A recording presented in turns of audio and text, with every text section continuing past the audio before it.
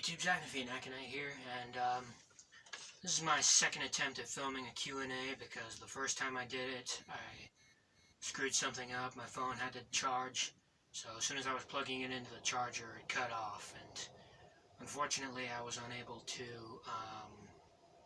edit the clips together because apparently the software I use only allows me to use shorter clips in order to edit them together, because apparently anything that's several minutes long or whatever, it's gonna...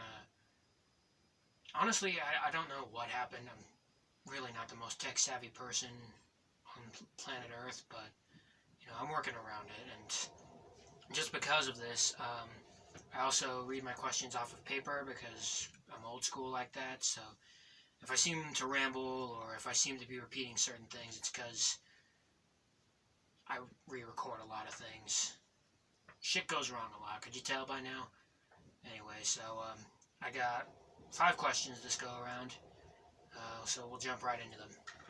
First one is, what's your favorite goth style? Thing is, it's a subculture based on music, so your style is irrelevant. And it's definitely not obligatory. The most common thing I hear from novices, also known as baby bats, is that most people detest the way they look, or they want to know how to look a certain way to become one of us. Goth is in you, not on you. So long as you appreciate the music for what it is, then what the hell else matters? So yeah, if you had to put a brand on it, if you had to put a label on it, when there's already a title, I mix and match certain elements, but I'm almost certain that the Frankenstein fusion of it all would sum up to werewolf goth. Just because, if you can see here, I wear a lot of bone jewelry.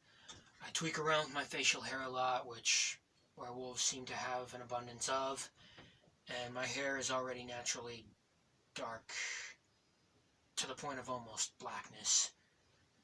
So, I don't know, man. I also do my eyeliner a certain lycanthropic way so that the wings are inwards in the corners as opposed to, like a cat. So there's that to consider. If you had to choose between Alice Cooper, The Cure, and Susie and the Banshees, what would it be? Alice is a shock rock musician, so I don't listen to very much of his songs, but I don't technically listen to Susie that much either, so I guess The Cure, just because I admire their work a little more. No offense to Susie. She's already more than likely got a cold enough heart as it is, her preferring the name the Ice Queen anyway. If you could choose to be a part of a different subculture in a foreign country and or city, what would you choose, where, and why? I'm naturally inclined to the goth subculture. It's just who I am. So I don't think it's much of a choice as much as it is just a natural preference.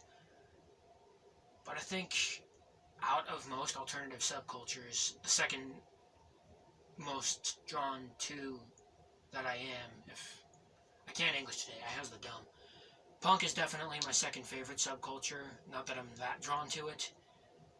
And I guess someplace over in Europe, close to Germany, but closer to England, just because at least then, hypothetically, I'd have less of a struggle of a time getting to all the festivals. And it's just, ironically, because they don't have any guns to protect themselves, but it's just more safe knowing that there's actual people there who believe in a degree of progressivism that's not too out there or too lacking, if that makes sense. I mean, over here, in the States, we are overrun with provincial prigs, essentially, so everybody and their inbred dogs are out to kill you if you look a certain way. Oh, let's get them satanic freaks or whatever have you. Not that that needs to be addressed. If you could form a goth supergroup, what musicians would be included? I guess Poor Old King would be a decent enough singer from the Rosetta Stone. I would hope, or at least like to hope, that he harmonizes well enough with Sean Brennan from London After Midnight. I hear Patricia Morrison has done other things since the Sisters, So maybe she could be the bassist. Obviously, the synthesizer would also stand in for the drums, because in true goth fashion, most drummers are fake anyway. No offense to actual goth drummers out there, you know. I mean, I love synthesizers, but yeah, I don't want to try replacing anyone. But I don't know.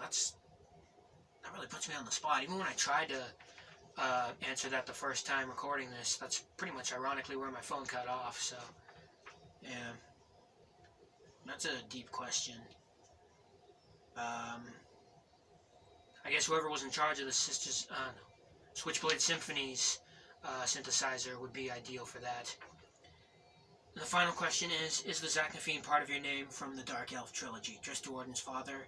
If it is, then oh my goodness, I would be caught in the act of slight fangirling.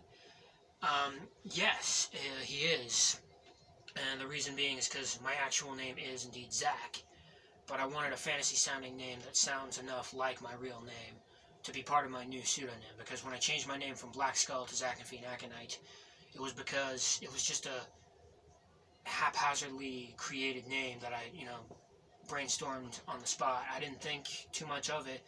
I just took the first two things that came to my mind, the color black and skulls, and it just came together like that. And even then, it's not the best name, because there's already several other, to my knowledge, there's several other YouTubers with a similar sounding name, like Black Skull Gaming, for example. I think there was a cooking channel as well. But now, when you search up Zachnafine Aconite, I'm the first thing that comes up. Cringy playlists and all. So, yeah. If all goes well, this is the Q&A that I'll be uploading. So, if you like, please like. Feel free to share your obscure little thoughts in the comments below. Share this video if... Wow, it has been way too long.